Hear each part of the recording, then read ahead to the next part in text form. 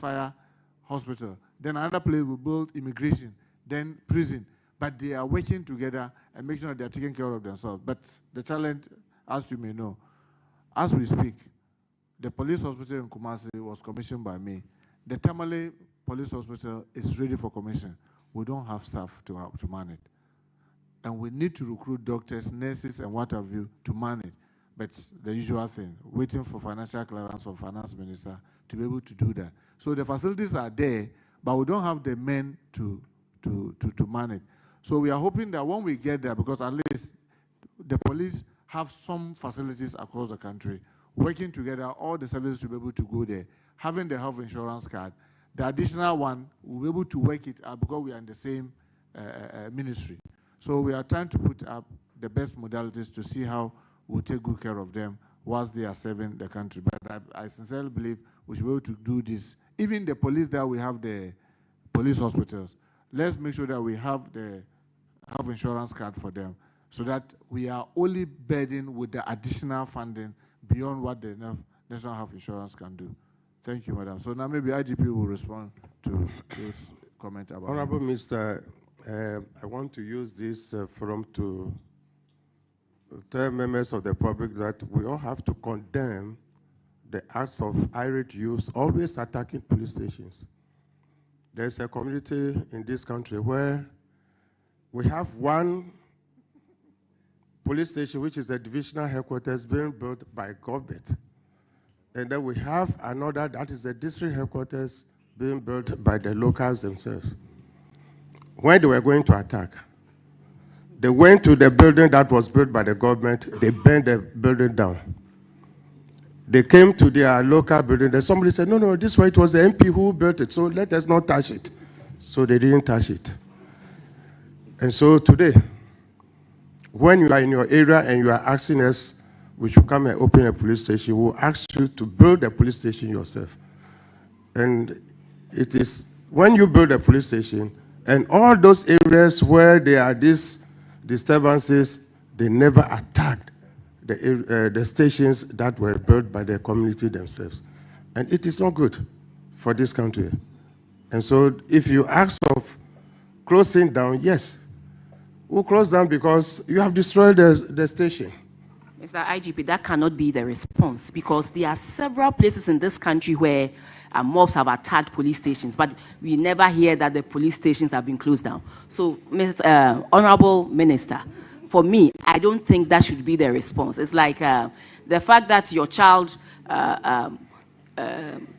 yes, peace on your lap doesn't mean you should cut your lap off. Exactly. What can you do to help strengthen your engagement with the community there so that they will see that you people are one, you are there to protect them, and they are also there to discharge their mandate as citizens. But clearly, I don't think the answer should be the shutting down.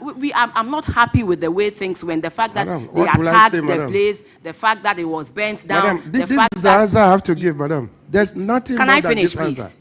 Can I finish? The fact that you even, some of your men were hurt, I mean, it is not something that we are happy with. But I don't think that the police is there to protect people, protect property, protect the community. I don't think that should be the answer. Maybe if there are certain sanctions that you put in place to help reduce these things, yes, but the answer shouldn't be that just because my son or my daughter has done this, you are no more my son, you are no more my daughter. I have disowned you. That shouldn't be the case. Well, Madam Chair, to say that you have to understand where the IG is coming from. I must say, he hasn't closed any police station without first talking to me. And each time each time he comes to me, I ask, what is the situation like? And I can tell you, Madam Chair, I know of the old Tafo that Madam Chair, are you listening? Madam Chair, you asked a question, so I'm trying to answer. If you could listen so that we are not denying that we'll close some station. What I'm saying is that there's not a single one he closed, the IGP closed without talking to me as the minister. And each time he came, I have asked some questions. One, what is the situation like? He will give me what we call the situational report. and I've cross-checked each of it with the regional minister. And in some instances, in the case of Eastern region, you can find out from our colleague, the regional minister, where I tasked her to even go to the community. Each of the instances where we had to close, each of the instances that we had to close, it is when our men are in danger. One, the men that you have there are not many. And the community mob outnumbers the police. We do not want a situation where anybody will lose life because of the confrontation with the police. So we'll say that, can we close it temporarily? Whilst we get the regional minister and others go in, intervene, calm tempers down, then we'll reopen. Because it is for safety of our men. It's not that we are doing it as a punishment to close down so that, because in that heat, you see, the challenge that I've noticed over the period is that when you anger the police, you assume that he is professional, he should be able to act professional, but it's, with the greatest respect, it's like you and I, the same blood, the same. So once a stone hits him, he begins to cock his gun. And then when there's death, then we are on them. So but when there's danger, but where we have men, let's say we have a barracks, the men are many, or maybe there's even a nearby police station or place that we can call for reinforcement, we quickly call for reinforcement to enforce the law and order and protect the men that are there. So all those instances that you notice that you check, you see that it's a small police station where the men are few and the irate youth, the anger is so high that you want to get tempers down. So you can be rest assured. I can assure you that we will not run away from our responsibility. That because you have shot and killed a police officer, so we are packing out of a whole region or out of a whole district or out of a whole town. But during that period where tempers are high, what we do is that we withdraw, and there are so many examples. I'll tell you, like Boko, when they were at a peak of time, they attacked the divisional command, they burned the police station. Even our men who were living in private homes, we have to withdraw all of them into a camp, the military camp, just for safety. Not even only them. There were immigration, fire, we had to quickly move into the camp just to make sure that they safeguard. Then it was only the military then who were stepping out with armored vehicles to make sure that tempers calm down before we go back to be able to open. In Nkranza, I can tell you, so we have a number of instances, but it is on the situation and the need to do it. It's not an arbitrary thing, but we'll do it on the need to do it. And usually, it's not supposed to be for a long period. It is just to make sure that tempers are down, we get our men back, we refix the place. But what we want to make an appeal through all of us is that we should be able to talk to our citizens, to know that police are supposed to be our friends. The time where we have a police force is different from now we have police service. They are supposed to serve us. They are supposed to be our first line of what you call it, protection. That's why you see that in the case of the military, because they are not trained to manage people, even if you throw sachet water to a soldier, he throws bullets back to you. Because for them, anything you throw to him, even if you throw an handkerchief to a soldier, for him, that's a missile. And then he will fire you with a bullet.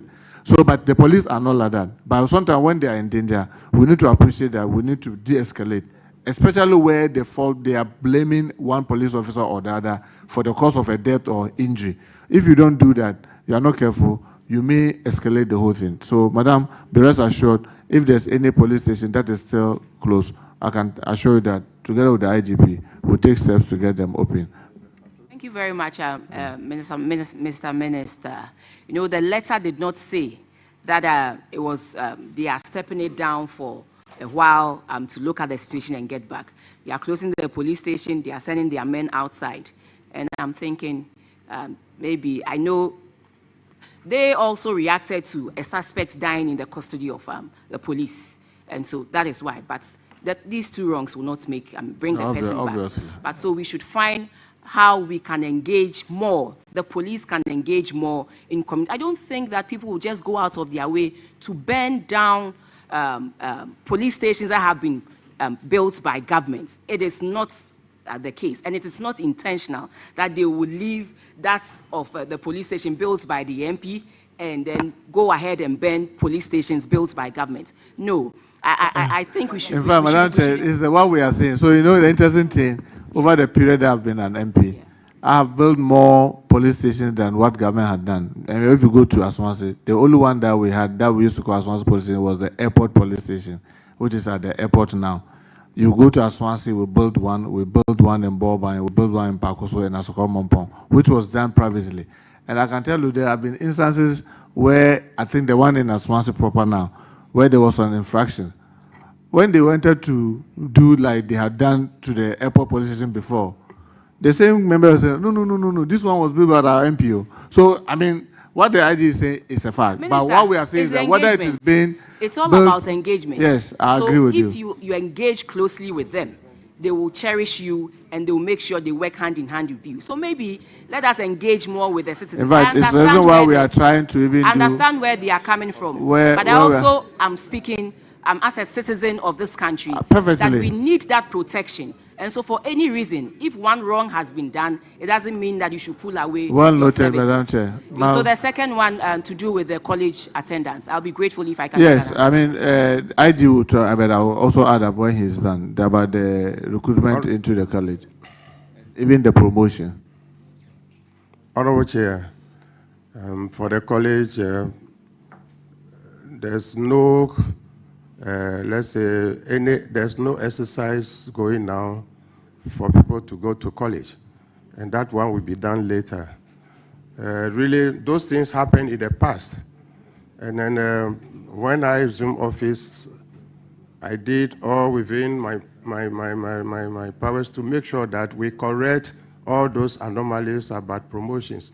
So those anomalies were sent to the police council, and then they were approved. And so personnel who were far behind in their ranks, 4 years, 5 years, 6, 8 years, and they were not promoted, they have been given those promotions. And so preparation to go to police academy, nothing is going on as at now.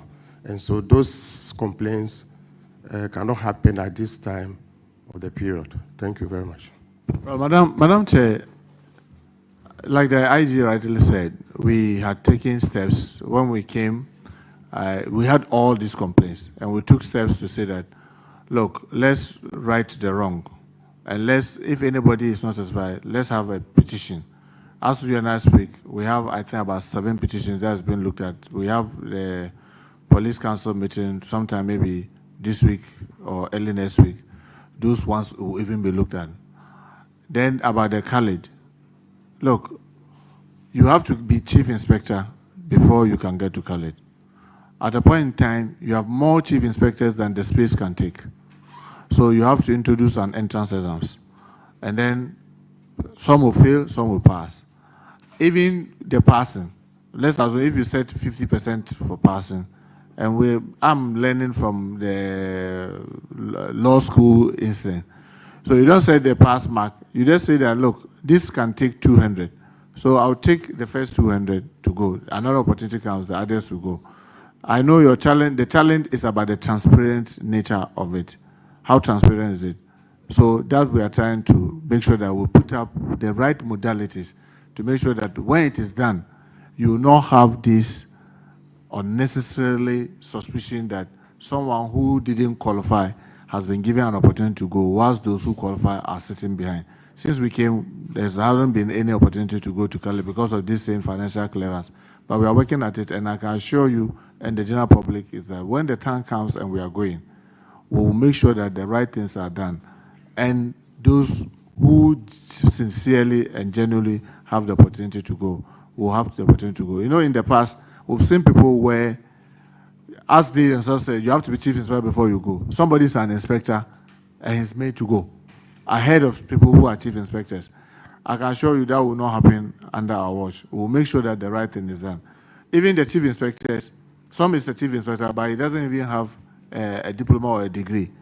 You can't go ahead of somebody who has maybe his degree and a master's. You have to write the entrance exam. So we'll make sure that those things are properly done. With regards to the promotion, Madam Chair, I'm very clear on my mind. Even the police administration themselves don't feel comfortable when I say it. I don't see anywhere in this world where what they are doing happens. with the greater respect, when I see around this table, I've been in the Chamber of Parliament longer than any of you. So when it comes to Parliament and what we do, I know we all know ourselves. And even though we might have come in the same year, we know each other's worth.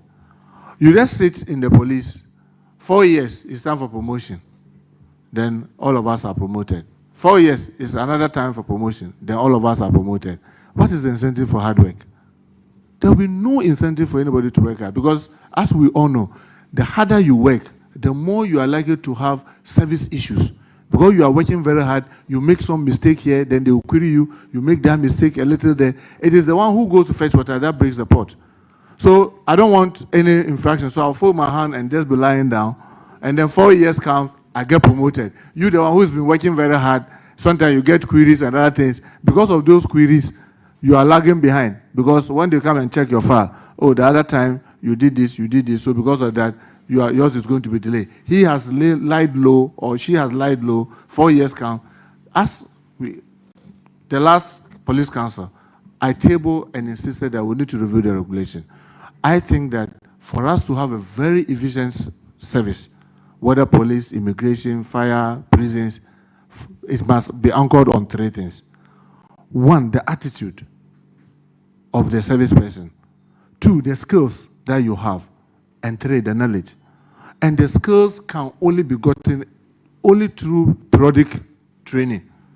So you should, in my view, you should not just get promoted when you've not gone through certain regimental training. I'm sorry to say, we have police officers today. If you take them to the police range for firing, Madam Chair, they will piece on themselves. Yet they are walking around every 4 years, promote me. Another thing, someone comes as a professional. Madam, you are a professional. You are a professional, chartered accountant. You join a service. And then before you realize you want to be promoted to even come in the police, to be commissioner of police, that is wrong. It doesn't happen anywhere. Because you are a professional, you have a limit where you go. For you to become a commissioner means that you can be an IGP. You should be an operational person. Someone comes as a PR, then before you realize he will take the PR, he doesn't go anywhere, he hasn't been anything, he hasn't done anything significant. Tomorrow he's COP. And once he's COP, he starts knocking at politicians' door, I want to be IGP. I'm sorry to say, I give this example. Madam Chair, I know an immigration officer, when we first came, that he is so NDC that he's a superintendent of immigration. He went to tell the corridors of government that he should be made the Comptroller General. But they don't know, myself, until I became the Interior Minister, I didn't know their nomenclature very well. Then the thing was forwarded to me. I look at it, I said, I don't want to believe that this is true. So I called the immigration, the Comptroller. Can you check your system, this person, what is his rank? He confirmed what I've seen on the paper. I quickly took my vehicle straight to the corridors of power. I said, this CV, do you know what it means? From superintendent, you go to chief superintendent. From chief superintendent to assistant commissioner. From assistant commissioner to deputy commissioner, before you get to the top. And this one, because he's so NDC, he wants to be picked from this middle to go and head the place. And do you know the funny thing? When he was recruited as a driver. How do we just want to do politics and destroy the institution that we have? So some of the new measures that the new government is trying to implement in the services, they themselves are not very comfortable with it, because I insist that it should be based on merit. I was somewhere where a fire officer, who is a driver, he has driven the fire tender for long, and I've gotten to a stage. He thinks that he should be able to cross to the next level without passing through the exams. I said, no, you must pass the exams. With the greatest respect, you may be Senator Rawlings, the daughter of President Rawlings, who formed NDC. Once you are in the service, you must pass the exams before you can cross the next level. We are not just going to jump you. But in the past they've done it. I said, if people have done in the past wrong thing, honestly, I'm not going to sit and supervise the wrong thing being done. So you can be rest assured, when it comes to the promotion, we'll be very mindful, and it will interest you to know, when we are even going for police council, I'll tell the IGP, IG, can I know the currently? You know what they call with the services, depending on the size of the service, they have what they call the established positions. So the police, how many COPs should you have? How many DCOPs should you have? So if you are coming for promotion, I will look. You already have, let's say, if you are supposed to have only 20 COPs, now you have 15, and you are saying that I should promote 6. Then I said that it will pass your established positions because you are supposed to have maximum 20. Now you have 15, and now you are bringing 6. That will make it 21. So among them, who is the junior most? He should wait. When is somebody retiring? You have to match all that, and they are not comfortable. I know they are not, but I keep saying that, look, we cannot keep doing the wrong thing and expect that magic will happen. Some people should be firm to say that let's do the right thing and let's see what the right thing will do. I know people who have told me, whispered into my ear. I mean, okay, you sit and be doing the right thing. Another government will come and will come.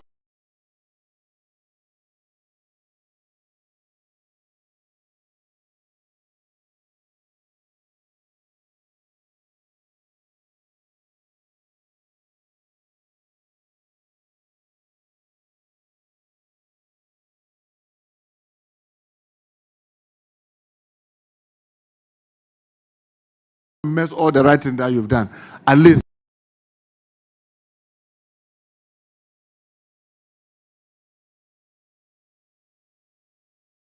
of you, so that at the end of the day, it is Ghana that wins. Thank you. Honorable Ranking, over to you.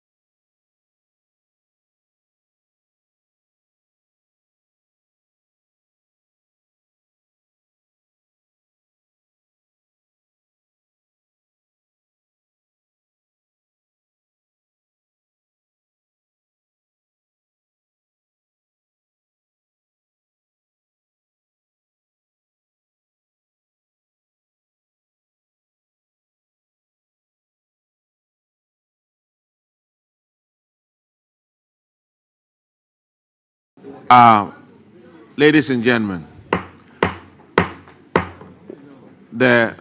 we are still live on TV. Let's call our Minister of Justice and Attorney General, please. A judicial service. Thank you.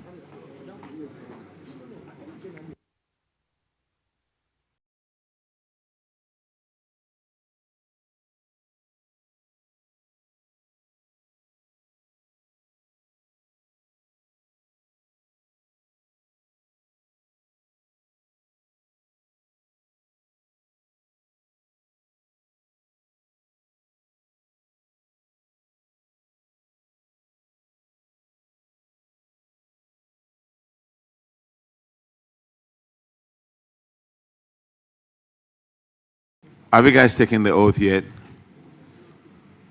Okay, clerk, swear them. Let them take the oath.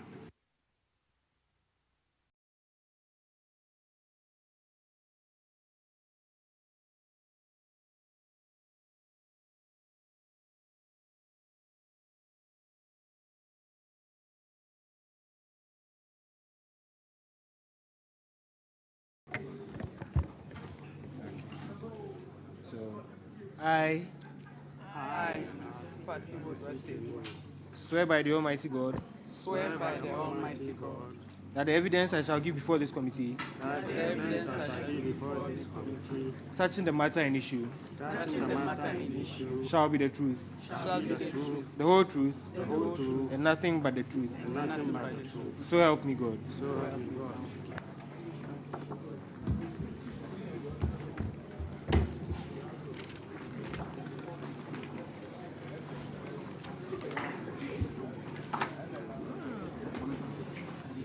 Could you please introduce yourself to the committee?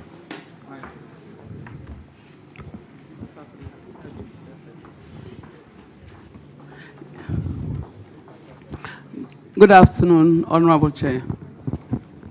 My name is Fatibo Duasedu.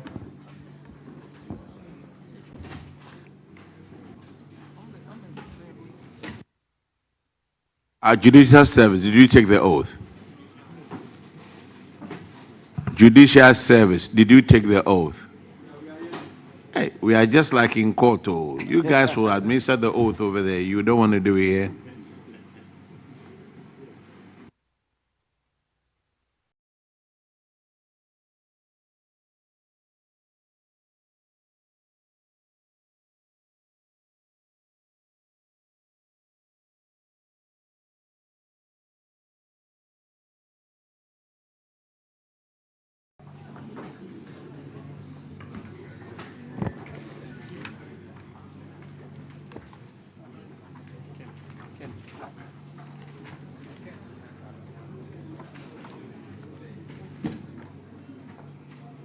So, please, you raise the Bible and then repeat after me. So, I swear by the Almighty God that the evidence I shall give before this committee touching the matter in issue shall be the truth, the whole truth, and nothing but the truth. So help me God.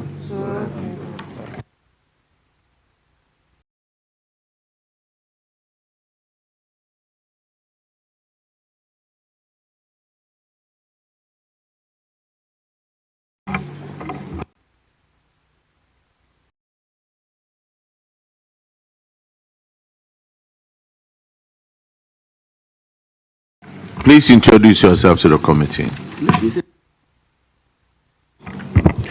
Honorable Chair, my name is Charles Said, the Deputy Director of Finance. Can sit and talk, please. Honorable Chair, I'm Mrs. Veratici, Director of Finance.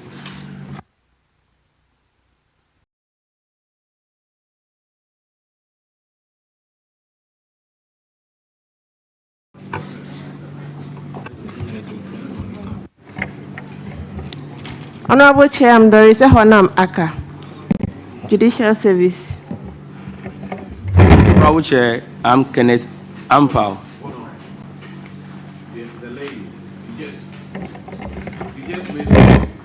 You just mentioned your name. Aka, accountant. Accountant, okay. Honorable Chair, Kenneth Ampao, Head of PPS.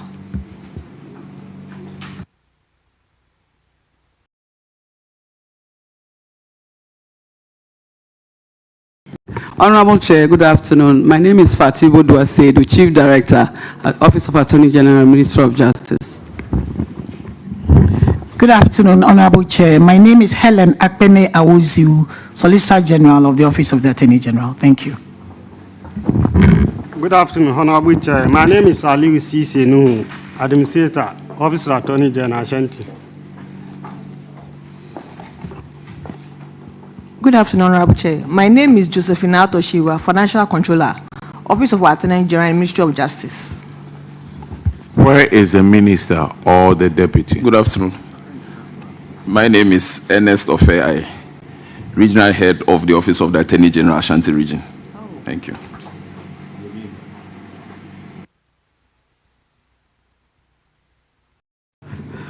Yes. Where is the minister or the deputy minister? Honorable Chair, they've been called to a very important meeting. They send their apologies that they couldn't make it today. because this particular meeting has been rescheduled. This is the second time we've been called upon. The first time they were actually available. So they sent their apologies. Madam, your ministry requested for the change. That's why we rescheduled. So we are sorry to have to discharge you. We need to have the head of the institution here or a deputy person. So you are discharged. We'll communicate a new date to you. Thank you, Honorable. Judicial service is here, right? But that's also under.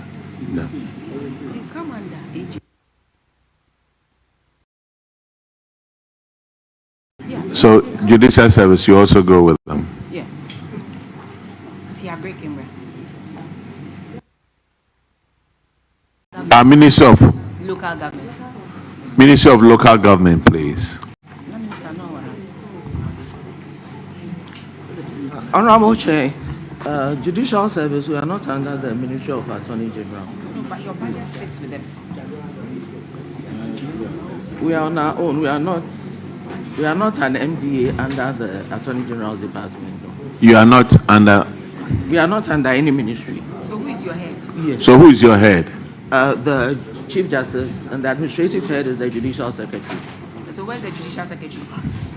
Where's the Judicial Secretary? Honorable Chair, please, they're in the General Legal Council meeting towards the call to the bar.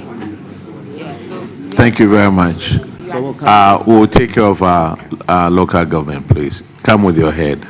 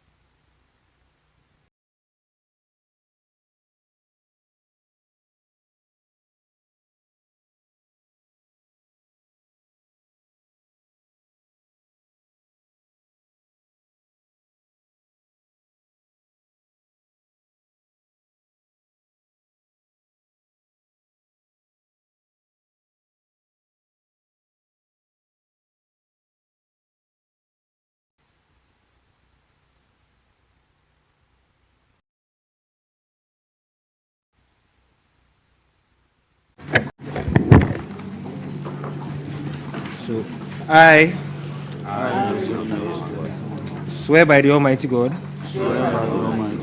that the evidence I shall give before this committee touching the matter in issue shall be the truth, the whole truth, and nothing but the truth. So help me God.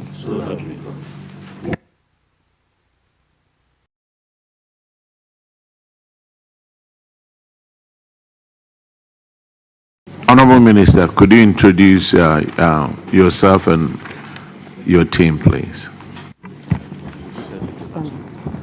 Okay. Thank you, Honorable Chair. My name is Rita Nao Dolisoa, Deputy Minister for Local Government, Chieftaincy, and Religious Affairs, standing in for my Honorable Minister, Honorable Ahmed Ibrahim. Thank you.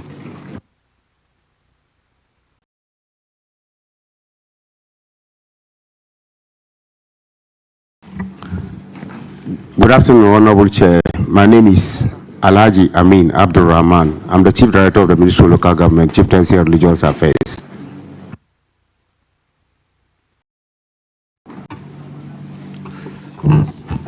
Thank you, Honorable Chair. Dr. Kojo Yeboah is my name. I work with the Land Use and Special Plan Authority as the Chief Executive Officer. Thank you. My name is Felicia Dapa Ajamambuachi, the Chief Director, Office of the Head of the Local Government Service. My name is Samuel Blebu, Acting Director for Department of Community Development.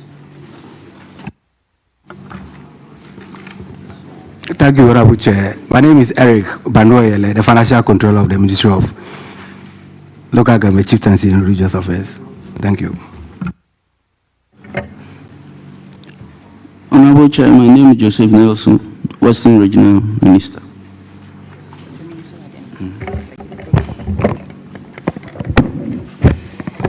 My name is Rachel Fusua Sapon, the Acting Regional Coordinating Director, Western Region.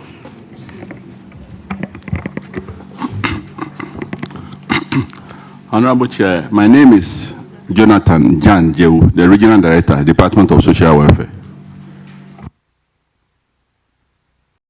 Thank you very much. Honorable Minister, to start off with, we have our first infraction on Office of the Head of Local Government on earned salary of 53,154 Ghana cedis. What has happened to this amount?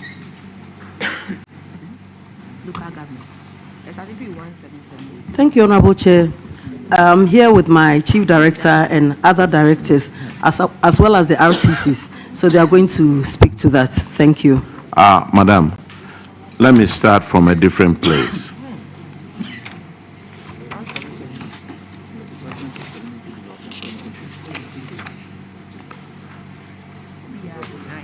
I will start from Department of Community Development, headquarters.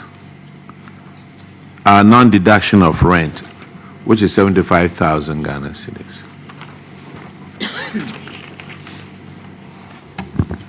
Thank you, Honorable Chair. The amount in question is 75,454 Ghana cedis. A partial payment has been made from the officers to the tune of 6,800, and that has been paid into the Attorney General's...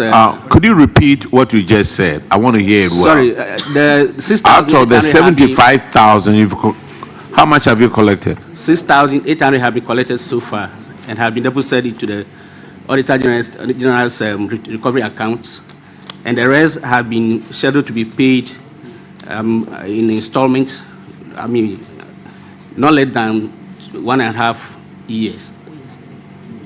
We have also received a code from the Controller and Accountant General so that the deduction can be effected from the source starting from November this year. Sir, thank you, Honorable Chair. Just let me remind you, you are live on GTV. Yes, you are live on Facebook. You are live on Parliament's TV channel. And you can look at this committee and tell us that out of 75,000 Ghana cedis, you've collected 6,800. And we should give you 1.5 years to collect this amount. I mean, now, Lazarus Benin, Assistant Director of Community, where is he?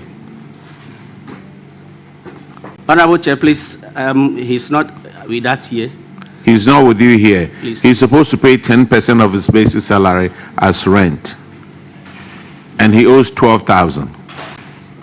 Samuel Bleblu, he's a deputy director. He owes 23,900. How much of it has he paid? Honorable Chair, collectively, I'm talking about this particular person, Samuel Bleblu, who is a deputy director. I think he had paid amount of 3,000 out of the total amount. You see, the number of months he's behind is 27 months. 27 months, and he's paid what? How much? Honorable Chair, I think the arrangement is that he's supposed to pay 10,000 this amount to recover the amount in question within 27. When did he start paying that 1,000 cedis? Honorable Chair, the actual issue is that we actually applied to Controller and Accountant General to deduct the said rent from source since 2023. And in March 2024, we had a letter from Controller indicating that an allocation of a deduction code, but unfortunately, there was a mistake in the code. So we had to refer back to them for the correction. And unfortunately, it has delayed from Controller point of view. In fact, these relevant documents have been made available to the auditors. Sir. And that's what. Sir, sorry to cut you off. But all these people listed over here have owed this rent for 27 months. And you want 1.5 more years to collect this amount. How? What are you telling us? Honorable Chair, I think what we took into account the ability to pay, because what we hopefully, thankfully the code has been given. So what we agreed on was that once we pay the rent, while we pay what we have owned, we still will continue to pay the rest of the month that's ahead of us until the code is given. That's how come this arrangement was made. So now that we have received the code, we will talk with the auditors so that we look at the months again. You were not prepared coming to meet this committee. You were not prepared. Look, Ajua Achampon, who is a principal community development officer, lives in a big, small, single room, pays 80 cedis a month, and she owes 2,160. And we should give her 1.5 years to pay 2,160. Are we running an NGO or charity organization here? Sir, come again.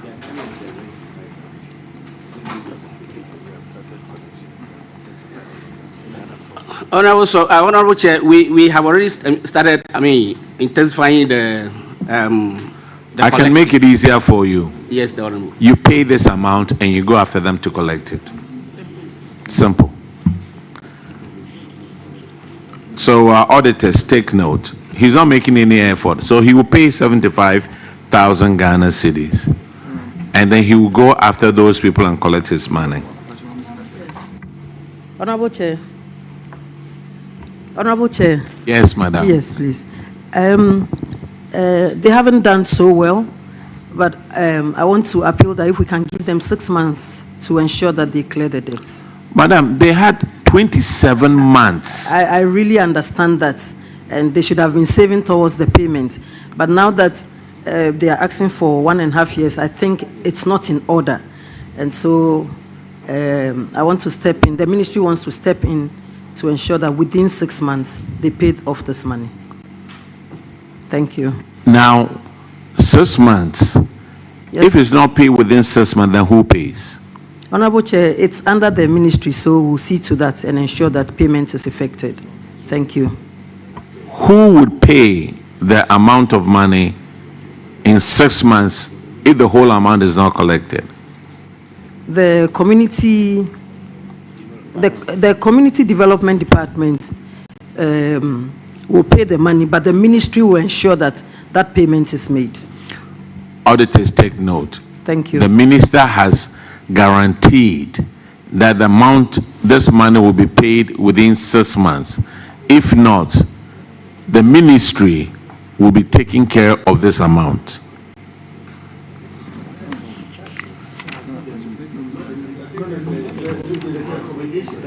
The Department of Community Development, the acting director.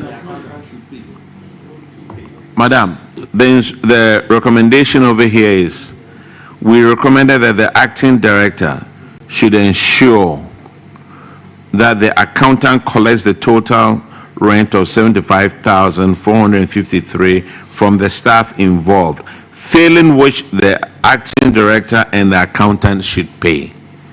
So, auditors, minister is saying that we should give them 6 months. The acting director, whether you are still with us or not, you will pay this amount of money. You just saw the IGP who just left and the head of prisons here. So, I can always call them back. Thank you, Honorable Chair. The next infraction is on paragraph 1784, and Honorable Duke Oferiata will take care of that one.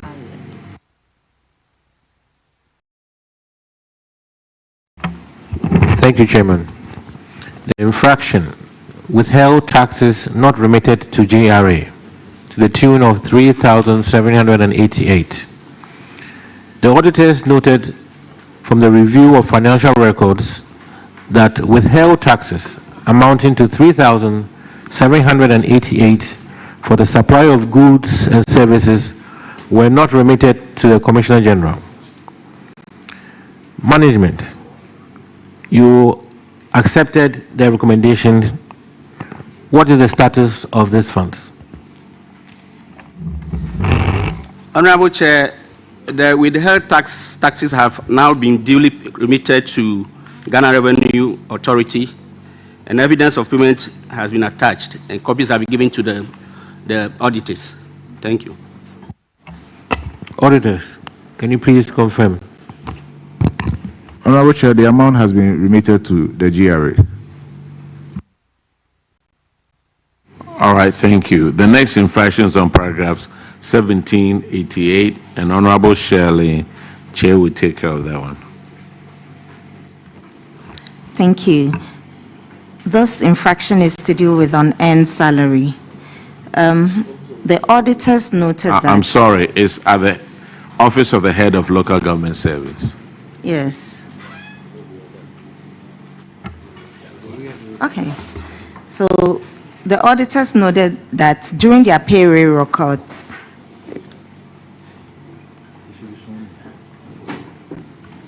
the head of local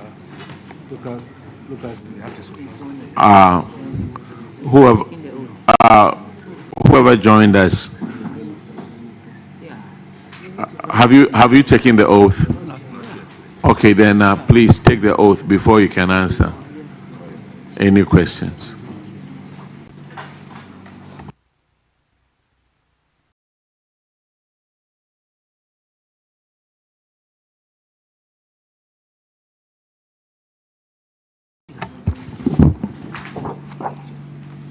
Should I read? I, Professor Lord Mensah, swear by the Almighty God swear by the Almighty God that the evidence I shall give before this committee touching the matter in issue shall be the truth, the whole truth, and nothing but the truth. So help me God.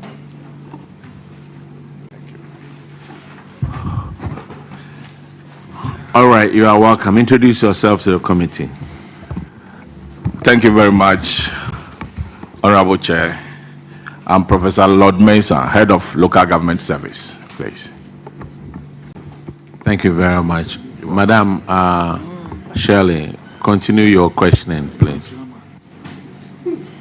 so the auditors noted that Madam Gloria, who went on a study leave for 16 months, failed to resume duty upon completion of her course on 18th December 2024. And this resulted in an unserved bond and an unearned salary of 103,153.94 Ghana cedis.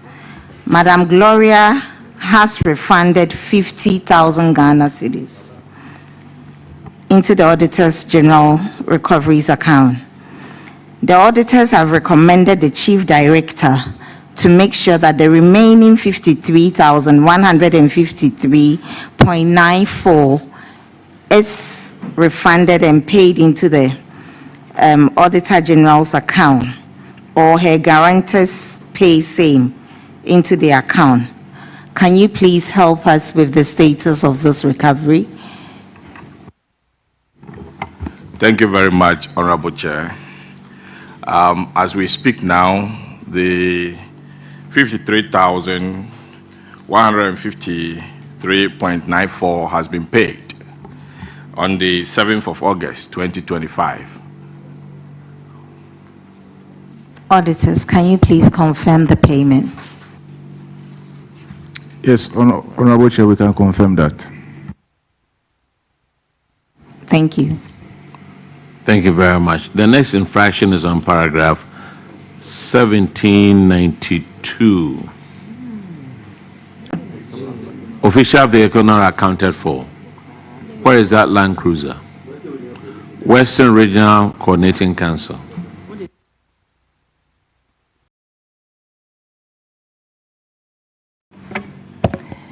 Honorable Chair, this was a vehicle that was being used by the former regional minister. And he came to Accra to the office of the president and got a new vehicle. But when he was coming, he didn't come with documents for the new vehicle, and he also didn't come with a letter confirming that the old one had been received at the presidency. So that is the status. That was the status then. And after this issue came up, we've written to the office of the presidency for them to confirm receipt of the old Land Cruiser and also issue a letter allocating a new one to us, but we still haven't heard anything from the head of the office of the president. Madam, Yes, sir. when was the letter written? Honorable Chair, we've written 2 letters. One was in 2023, and then a reminder was sent in 2024, please. So the former regional minister took the Land Cruiser that belonged to the Western Regional Coordinating Council. Is that it? Yes, sir. And he brought that Land Cruiser to Accra. Yes, sir. Yes, yes, Honorable Chair. And he came with another vehicle. Yes, Honorable Chair. So it was as if it had been exchanged for a new one. Yes, Honorable Chair. So the new Land Cruiser, where is that one? That is what the current regional minister is using. And there was no transfer. No, Honorable Chair. And you wrote the letter in 2023. Yes, Honorable Chair. And we are in 2025. Please, we sent a reminder in 2024. And Is that how you guys write reminders? You wrote it in 2023. Then you waited for a whole year before you wrote a reminder. So now the vehicle, you have the vehicle, but it hasn't been transferred yet. yes, Honorable Chair. So when are you?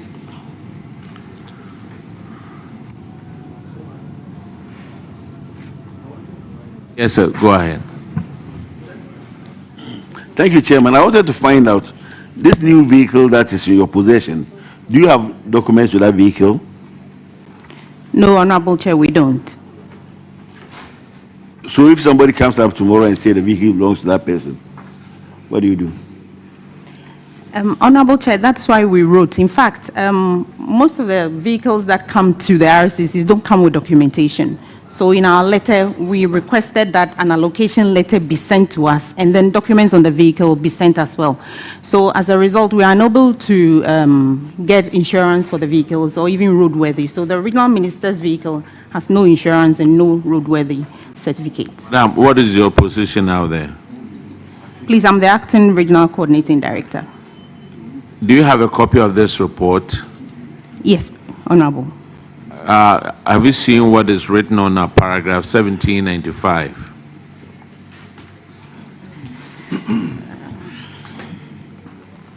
See, let's read 1794.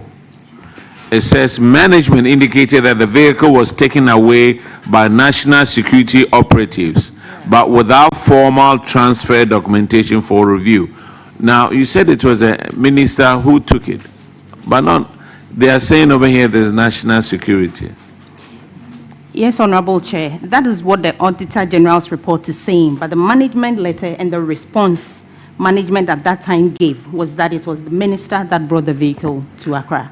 Now, the recommendation was, we recommended that the regional coordinating director should retrieve the vehicle from the national security without further delay, or be held liable, and will be held liable to pay for its replacement cost.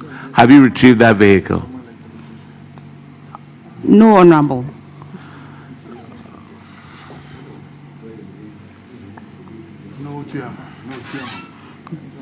So, Madam, I think if we held you liable for the vehicle, you find a way of retrieving that vehicle.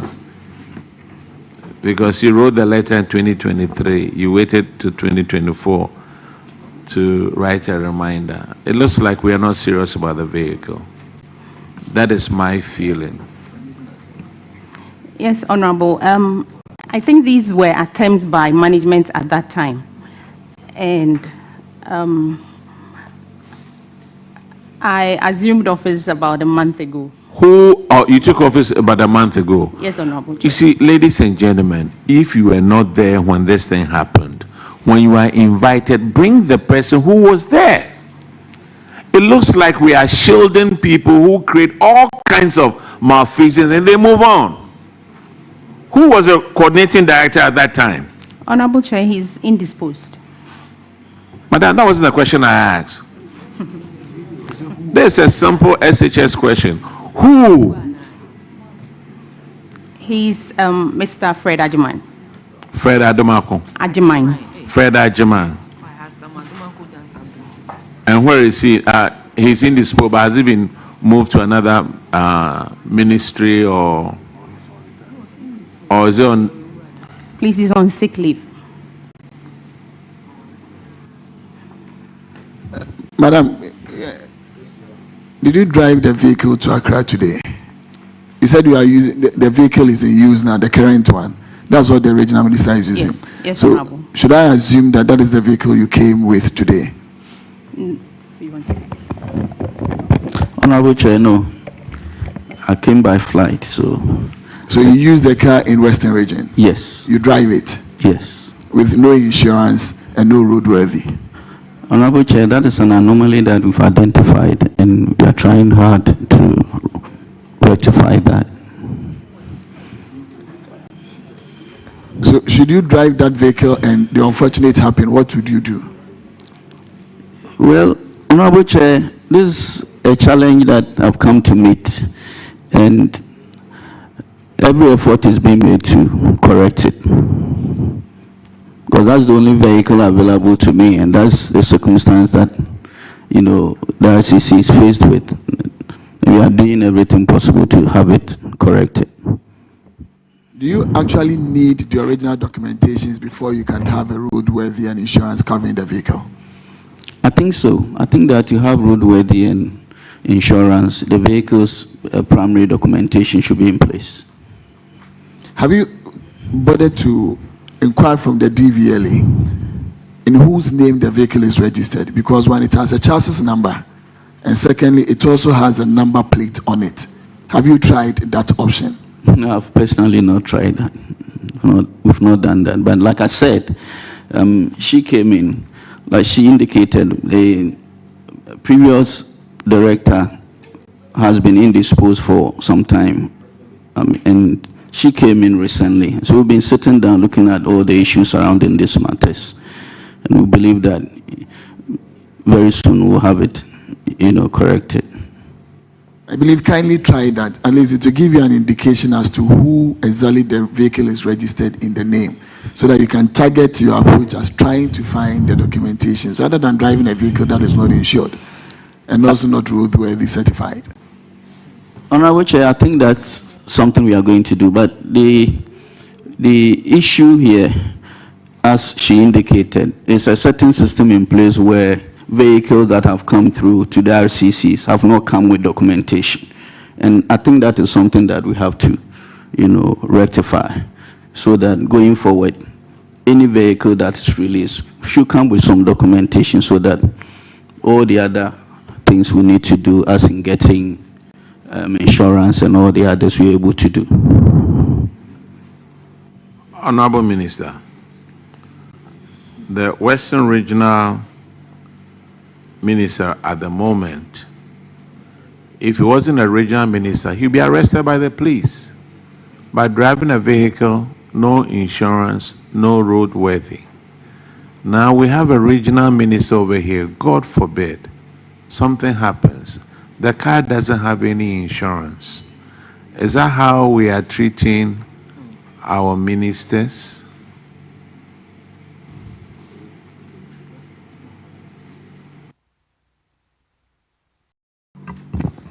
Honorable Chair, as the regional minister has indicated, the ministry will liaise with them to ensure that the right thing is done, since he said they are working on it.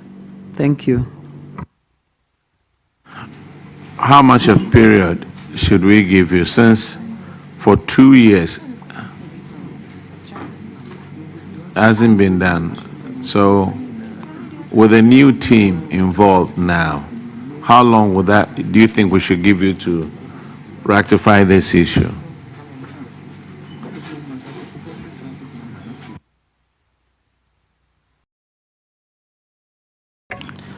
Honorable Chair, this is a matter that I believe we can get resolved by close of year.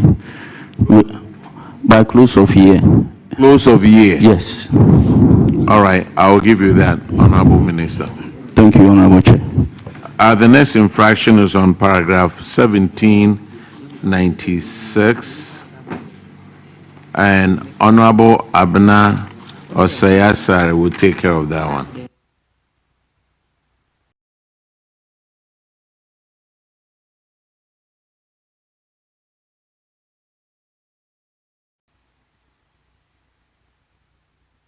Yeah, Chairman, thank you. 30, yeah, this infraction, 32 staff of the Regional Coordinating Council live in government bungalows without paying their rent. The amount in default is 176,588 cedis.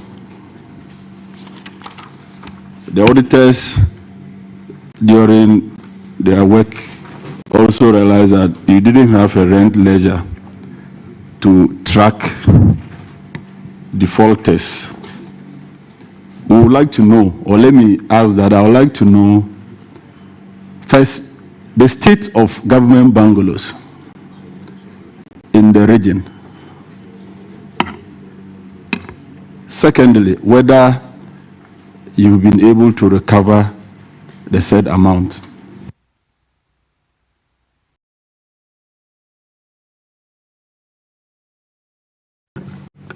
Thank you, Honorable Chair. My name is Narere Pobejere David, the Regional Coordinating Director. To answer the first question, the state of government bungalows, I can say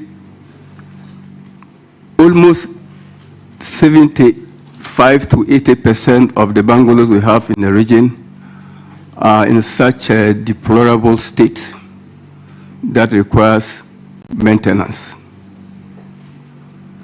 Now, the other aspect of it that has to do with the default payment. Indeed, the RCC is initiating a lot of measures to see how to collect these rent arrears from the default staff. One of the measures we have adopted after I came into office and realized that this problem existed. Indeed, let me mention that the then regional coordinating director, in whose presence this report came up, is late. And so I came in barely a month ago and met this problem. And so what I'm trying to do to solve the problem is I've asked my HR to do a data collection of all the staff affected for us to know their affordability levels as far as the payment is concerned. So when we know the affordability level of every staff, we'll be able to have an undertaking with them for at least the payment of whatever each individual owes to be spread out for a period of at least 6 months so that they can pay it to government as expected. This is what we are trying to do, Honorable Chair. Yeah. Head of Service, welcome, Prof. Thank you, Honorable. Yes, Chief Director, RCC, do you believe that the rent you collect, the 10% rent, basic rent that you charge officers that occupies these bungalows, do you believe that this rent can actually maintain these bungalows? I say this because no, Honorable member. I know. It's Honorable member. That's a policy from Ministry of Finance. But whether it's enough, that is not their issue for them to talk about. Yes, so it's an issue that I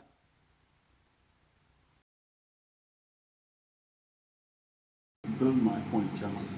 When you rush me that way, it's not.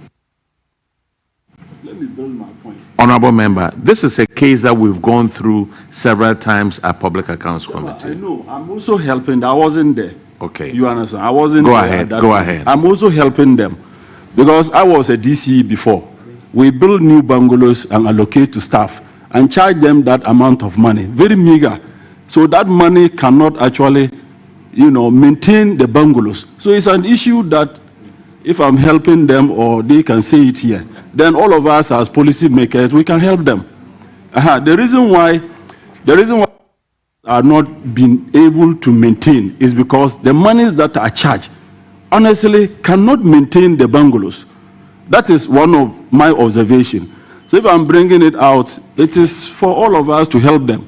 Whichever quarters that we can table this, we table it. There are many things we say around this table that are not captured here. And when someone is making his point, you want to come and stop the person. It's not fair. Honorable member, you are out of order. No problem. When it comes to policy, we the parliamentarians, we don't make policy. It's for the executive.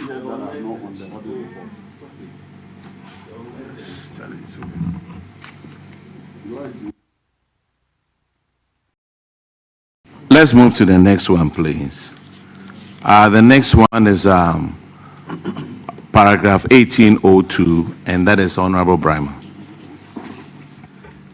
Thank you, Mr. Chairman. And the third paragraph relates to an unserved bond. And one just noted that one Silas Kofi Mokla was granted a 4-year study leave with pay.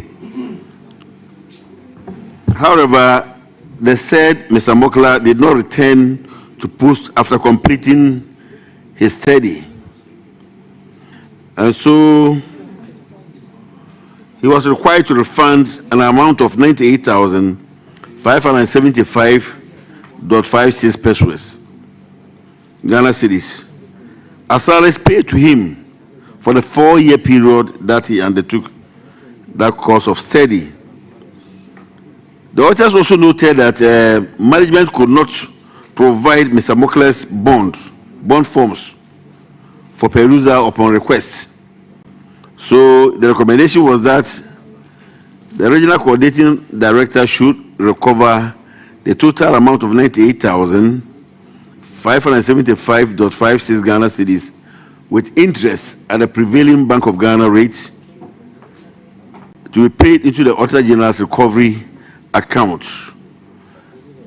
Regional Coordinating Director, have you been able to collect this money?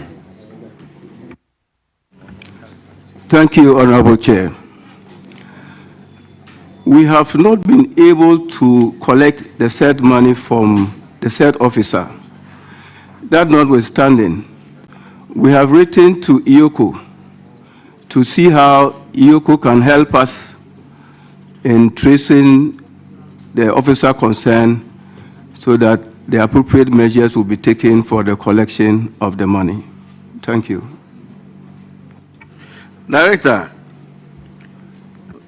one thing of interest to me is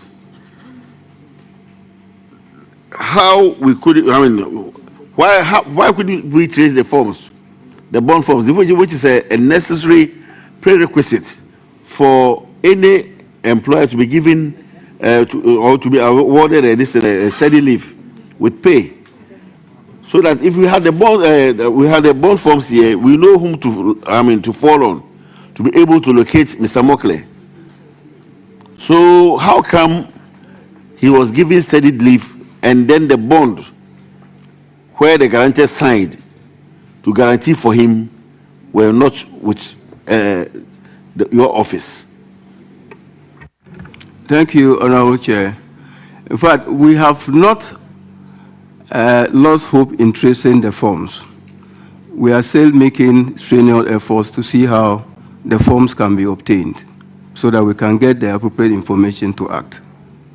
That's after how many years? Because this infraction, I think this report was in 2023, and up to now, the forms, and then I believe the approval for the steady leave was granted somewhere 2018, 2019, and up to now, we don't know where the forms are. Thank you, Honorable Chair.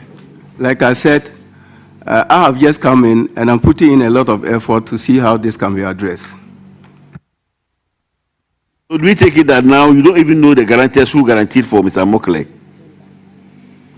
For me as an individual, I will say I don't know them. As a coordinating council? As a coordinating council, the forms will help us to be able to know who the guarantors are. And where are the forms? That's what we are tracing for. Chairman, something is missing somewhere. What is it? Oh, yes, something is missing somewhere. How do you grant steady leave to an employee and now you can't even trace the bond forms?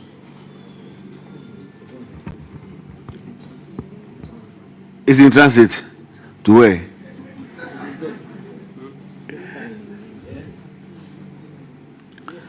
So I think the approving officers at that time should be held liable if we are not able to find who approved this bond in 2019.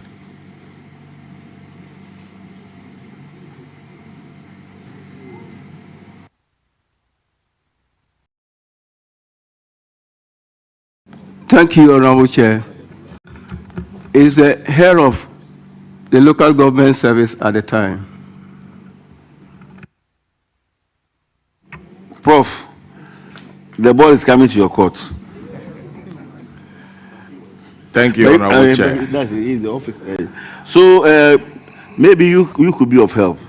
Yes. For local government service, we report through, Honorable Chair, for local government service, we report through the structures. So at the regional level, if they are not able to find copies of the forms, my chief director just whispered to me that we have copies at the headquarters.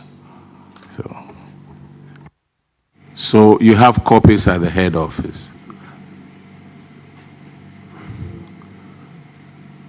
So can that be shown to the auditors, please? Yes, we should be able to do that, Honorable Chair. And on it, you will find the guarantors. Yes, usually it comes with a bond. Yes, and then we can go after them for the money. So next level, what we're looking at to prevent future occurrence of such things, we want to commit the guarantors as well. All right. Honorable Payton. Chairman, my question will go to the management. They indicated here to the auditors that they've requested for the copy from the local government head office. I want to know, do they have a copy of the letter that they've written to, or they wrote to local government service indicating that truly they requested? Do they have a copy of the letter? And has that letter shown to the auditors?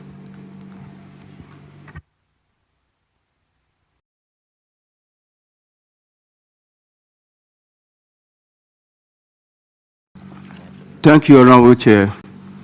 Yes, we have a copy of that letter here.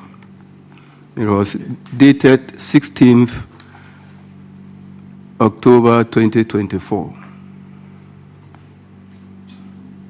But Chief Director, if they had this letter at your office and they, no, if they wrote a letter to local government services 2024 and you didn't get a response, whom did you address that letter to? The head of service. In 2024? In 2024, Honorable Chair. And you didn't get a response? Yes, Honorable Chair. But now it looks like they have the letter. Honorable Chair, that is why I said that we are making follow-ups. That's one of the areas that our focus is on to be able to be assisted. Okay. Follow up with it and then let's see how it goes.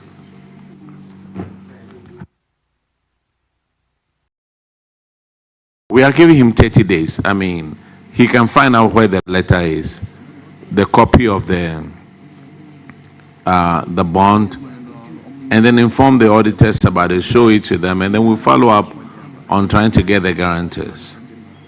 Thank you very much, Prof, for letting us know you have the letter.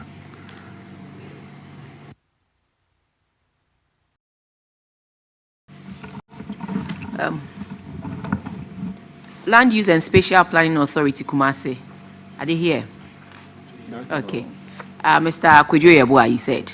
That's my uncle's name. So when you mentioned, I lifted up my head to see whether it was my uncle sitting there, but I realized there's a different Kwejo altogether. There's an unserved bond term for one Eliza Abakofi of 59,734. Can you please give us an update on whether you have carried out the recommendation from the Auditor General? Thank you very much, Honorable Chair. Management, we've made several attempts to recover this amount, but unfortunately, our efforts have not yielded any positive results. And consequently, we sought strategic advice from the Public Services Commission how we'll be able to recover this. We were advised to contact YOCO, which we officially wrote to YOCO on the 24th of June, 2025.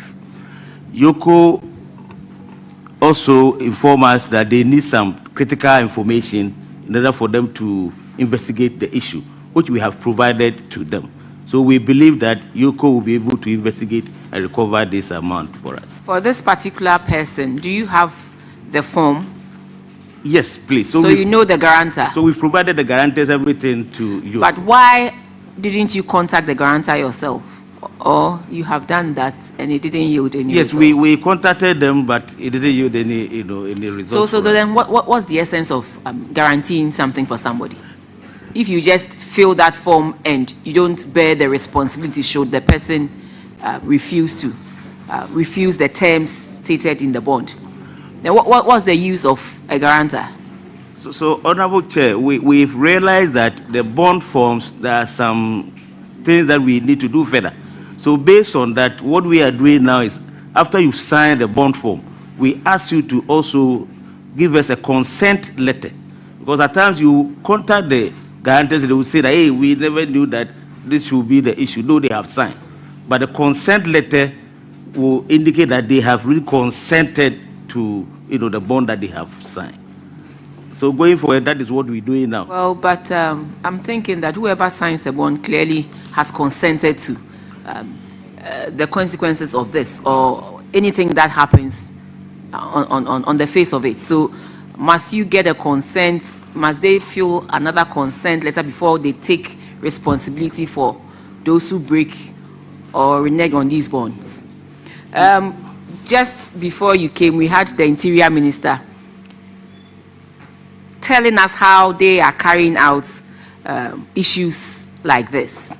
And so I ask that, Honorable Minister, you speak to your colleague, the Interior Minister, to see if he can help you also get in touch with Eliza Abakofi in the way they are handling this, which we believe will bear some fruits for us in the end. But you also have to follow up with Yoko. You don't just say, I have written to Yoko, I have done this, and then you fold your arms and sit here and look at us. You will have to also follow up with Yoko and find out from them what they are doing. You have provided them with the information, the relevant information, so we need to see them working. And so, sir, you have to find out from them. And next time, I know it will appear here again because you haven't redeemed or solved this infraction. But next time, you will need to come with an update, a clear update of you clearing the bond, or you'll be surcharged as the auditors have provided. Thank you very much, Honorable Chair.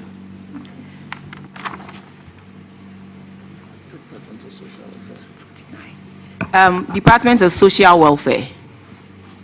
They are here, yes. Unaccounted revenue, 14,210. We were told this money was supposed to be lodged in the consolidated fund, and it wasn't. Within 24 hours, and it wasn't. So I know you are coming to tell us that beyond a year, you have paid all the monies into the accounts, because this was supposed to have gone into the accounts within 24 hours of collection. And so give us an update on it.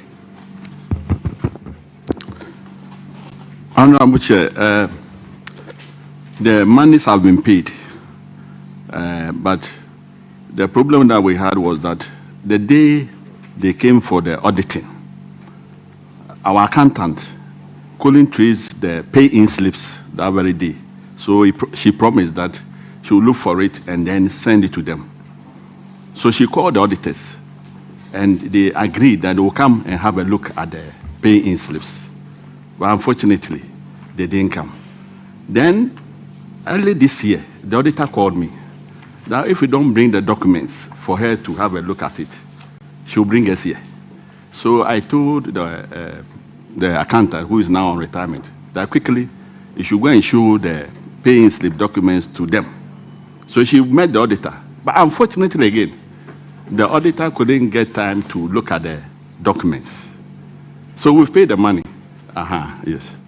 So, audit service, can you confirm if you have now seen the document, validated the document, and so this can be taken off their books? Honorable Chair, we got to this today. We'll have to do the validation and get back to the committee. Thank you. Thank you very much. So, Public Works Department, Greater Accra, unrecovered debt of 29,226. And is in respect of rent records of 6 tenants occupying the department's warehouse.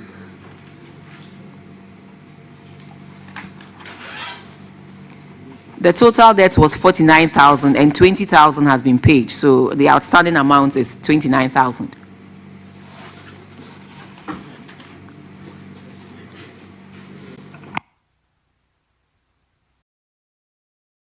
Honorable Chair, please, this particular one is not under Ministry of Local Government, Chieftaincy and Religious Affairs. It's under Ministry of Works and Housing.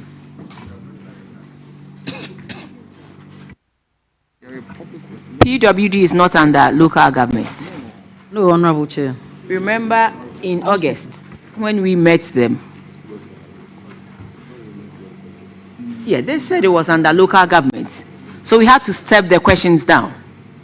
We met Works and Housing in August, and they said the PWD was under local government. And so we had to step the questions down. Are they not part of the assemblies? They are part of the assemblies. Honorable Chair, PWD Greater Accra is under the Regional Coordinating Council, Greater Accra. So are we not speaking to the right people? Honorable Chair, I think you are. Are we not speaking to the right people, yes or no? Yes. Thank you. So proceed to answer the question.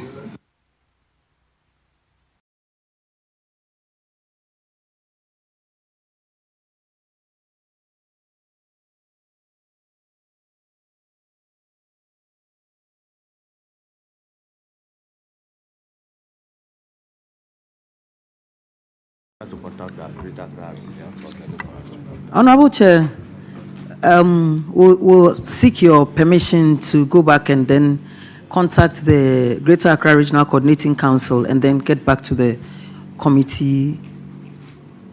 Thank you. Minister, I will oblige. But there's another one from the Western region that also has to do with building, operating, and transfer agreements between Messrs. Electroland Ghana Limited and Rick Parts Company Limited.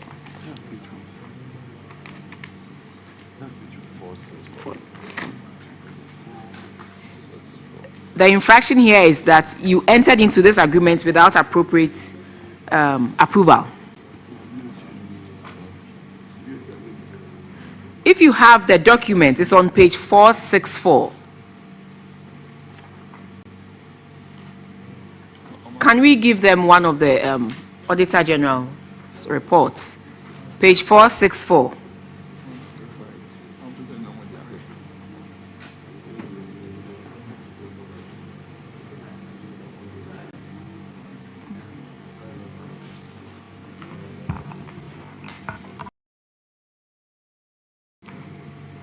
But the technical people from local government, didn't you know you were coming to answer these questions? This is a public document. This is not a document that we produce here. This is a public document. And you should go through to check all the infractions that you have been cited for. It's on page 464 of the reports.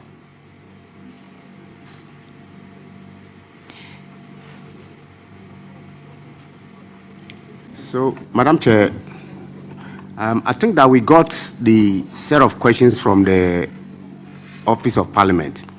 But unfortunately, this particular one was not captured in the letter that came to us. And what I'm saying is that this document is not a secret document. It's a public document. So it is also your responsibility to go through and check whether even what we have sent to you is adequate or not. But I will, like I told the minister, we'll allow it to, we'll step this down and ask you to go and prepare and come and answer these questions. There's another one still under Western Region, Public Works Department, unremitted revenue to the Consolidated Fund of 50,081 cedis. 50,081 cedis. And the auditor is recommending that the regional engineer should ensure that the head of accounts transfers the money into the consolidated fund. So, Minister, there are 3 infractions here on page 464 and 465. And so we'll ask that we'll give you another date to appear before us to answer these 3 queries. Yes. Thank you, Honorable Chair. We'll come back with the answers.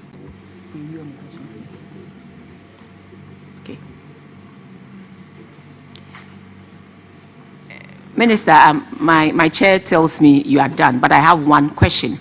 I want to know the role of DISEC in the various districts, the role of the district's security.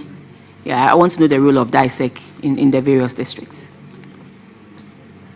Okay. Thank you very much, Madam Chair. I think that DISEC is actually put in place to ensure that security is adequately maintained at the district level.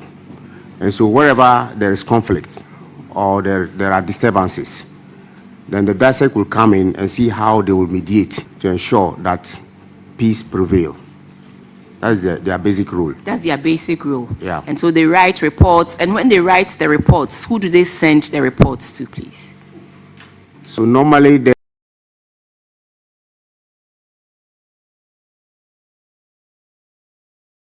reports of DISEC go to the REGSEC at the regional level.